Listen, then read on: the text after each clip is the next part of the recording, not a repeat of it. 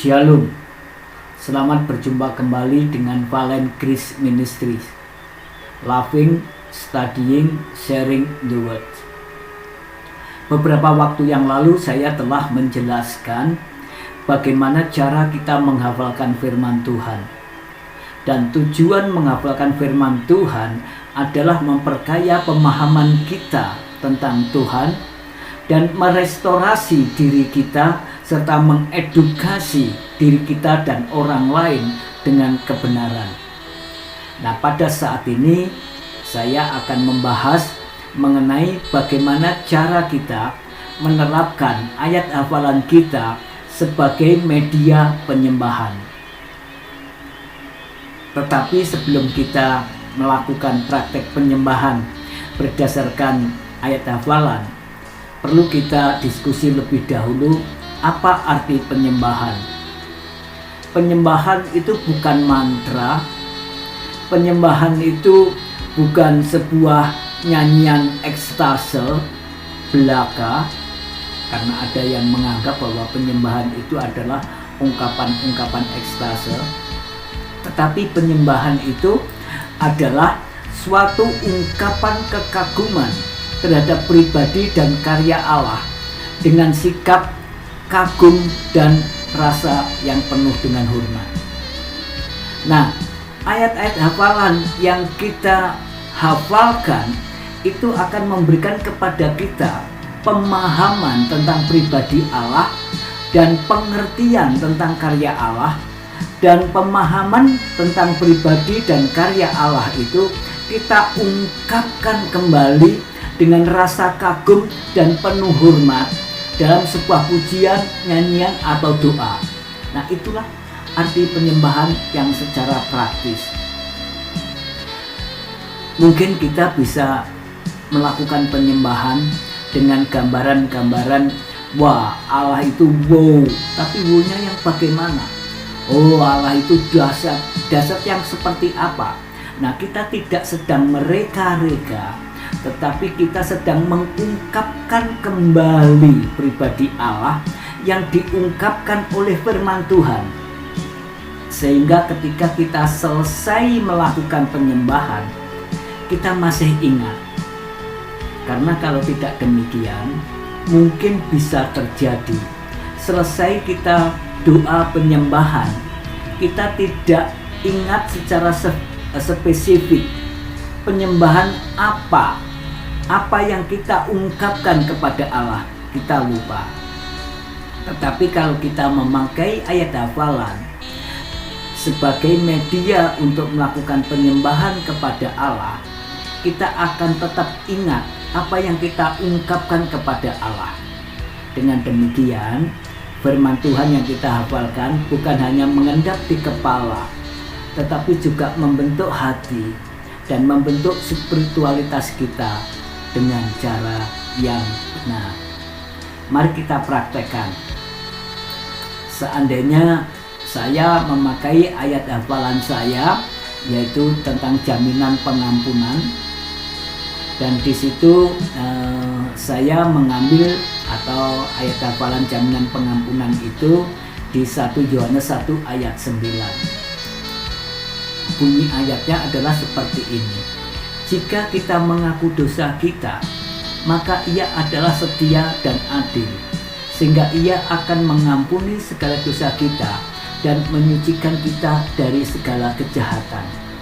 Dari ayat hafalan ini akan kita pakai sebagai sarana penyembahan. Ayat hafalan ini mengungkapkan kepada kita tentang pribadi dan karya Allah yang seharusnya kita pakai sebagai bahan penyembahan kita. Coba kita perhatikan. Di sini kita akan mengajukan pertanyaan, yaitu apa yang dikatakan tentang pribadi Tuhan dari ayat hafalan tadi. Kalau kita melihat, jika kita mengaku dosa kita, maka Ia adalah setia. Ia yang dimaksud di sini adalah Tuhan, pribadi Tuhan, sehingga kita bisa mendapat kesimpulan pribadi Tuhan itu Ia adalah setia. Bukan hanya itu, tetapi Ia adalah adil.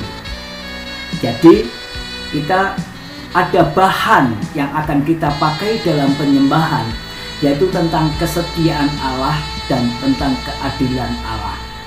Bukan hanya itu, kita melanjutkan dengan pertanyaan berikutnya. Apa yang dikatakan tentang karya Tuhan? Di sini dikatakan Ia akan mengampuni segala dosa kita dan menyucikan kita dari segala kejahatan. Jadi yang kedua adalah menjelaskan kepada kita tentang karya Tuhan. Ia menyucikan kita dari segala kejahatan. Ini merupakan bahan yang akan kita pakai di dalam doa penyembahan. Katakanlah sebagai contoh seperti ini. Tuhan, Engkau adalah setia. Seperti yang baru saja saya hafalkan dari firman-Mu, bahwa Engkau adalah setia. Bukan hanya setia Tuhan, Engkau juga adil. Engkau juga mengampuni segala dosa dan menyucikan segala kejahatan. Betapa luar biasanya ya Tuhan. Tidak ada yang seperti Engkau yang setia dan adil.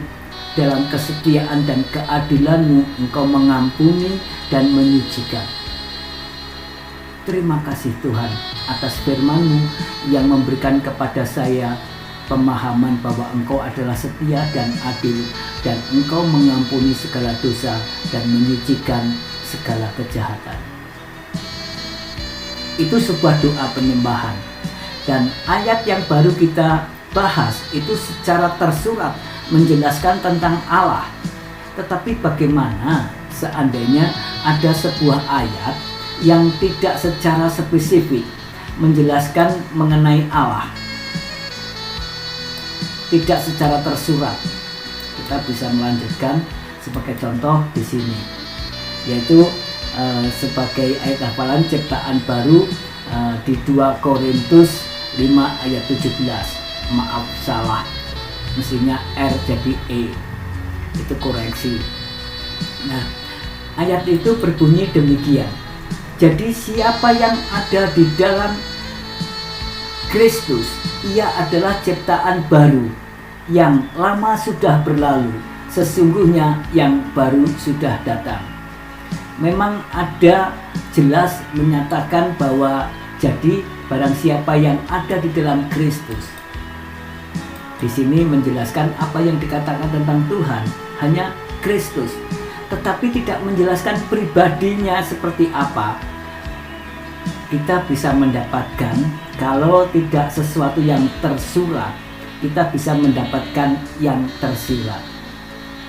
Apa yang tersirat? Apa yang dikatakan oleh ayat ini tentang Tuhan atau tentang Allah?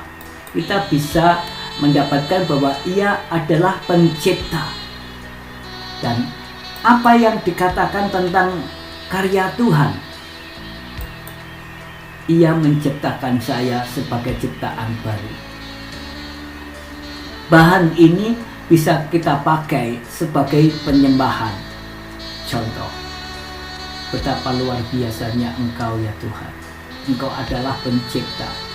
Engkau menciptakan segala sesuatu. Engkau menciptakan alam semesta. Tetapi yang lebih indah lagi, Engkau menciptakan saya sebagai ciptaan baru, yang tidak mungkin dikerjakan oleh oknum lain kecuali oleh Engkau.